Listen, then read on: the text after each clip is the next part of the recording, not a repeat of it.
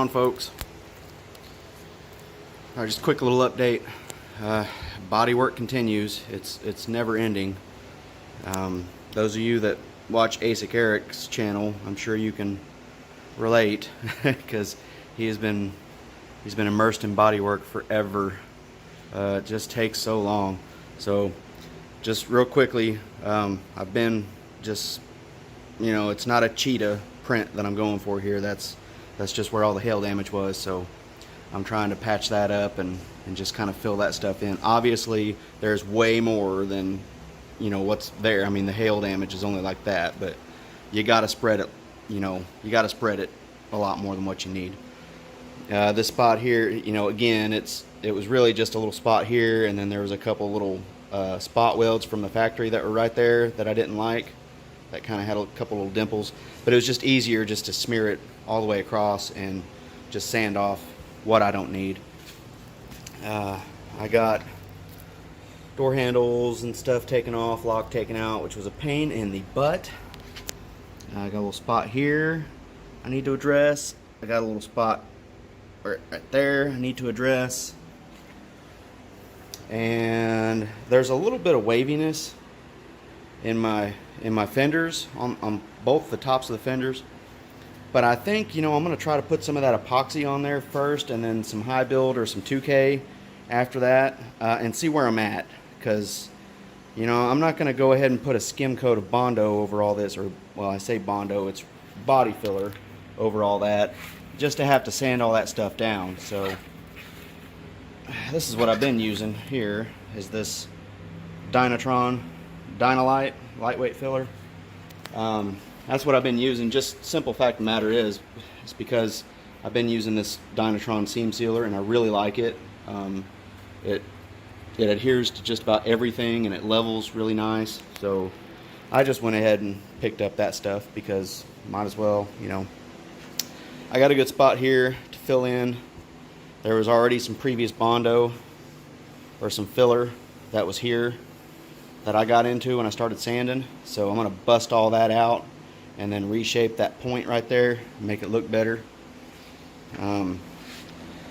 These little spots here, like this, where the nose cone is messed up and tethered, and I think I'm going to go ahead and try to find some polyester filler to fix those spots. This area is just so flexible up here. I would hate to put some of that lightweight filler in there and start cracking immediately. So I'm gonna find some reasonably priced polyester filler to plug that stuff up with. I don't know what I'm gonna do about those license plate holes yet. I'm still kind of tinkering with ideas on that. You guys can suggest something if you know of any way to plug those up right there. So go ahead and drop it in the comments. Let me know what you guys think. I'm always open to comments. I'm very new to all this bodywork stuff, so any kind of info you guys can offer up is I take it all, and I research it after that, and I figure out what's going to work best for me. I'm grateful. I'm very grateful for comments. Let's see. Got this spot here. That's just just going to have to booger up some body filler on that and reshape that style line through there is all that's going to boil down to. But other than that, shoot, I'll be ready to rock and roll with some epoxy. I'm going to go over another entire coat of 120 grit sandpaper. I'm going to hit the entire car again, just to be sure that every place is sanded. And then after that, I'm going for it. I'm going for the epoxy. Oh yeah, I gotta get up in here, sand out these curved areas here, which is going to be very, very fun. Nate, Heavy Pedal Garage, don't look at this. I know your experience with this area of the hood. You're probably going to have nightmares or post-traumatic stress syndrome or something for that. So just fast forward through this part, Nate.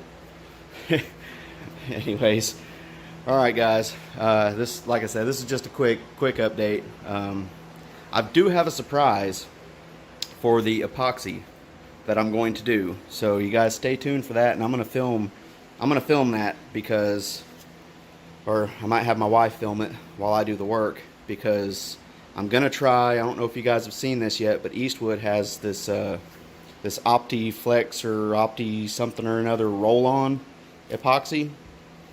You literally just roll it on with paint rollers, and they give you some spray cans, some aerosol cans to hit like these weird spots, like through here. I don't know. I mean, I'm thinking about it. I'm really toying with the idea of it, just to see how it goes. And either way, however I decide to epoxy it, if I hook up my paint gun with my air compressor and go to town, I'll still film that too, you know. But I got this Husky paint gun here, so it's never been used.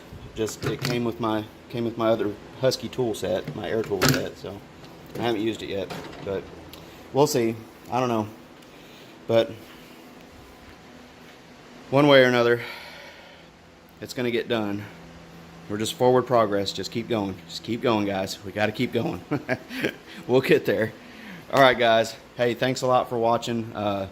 If you haven't already, you know, I don't really like to plug this very often, but man, like, subscribe, do all that good stuff. I mean, it absolutely costs you nothing to hit subscribe. So all it does is help the channel grow, and the more the channel grows, the more we can do.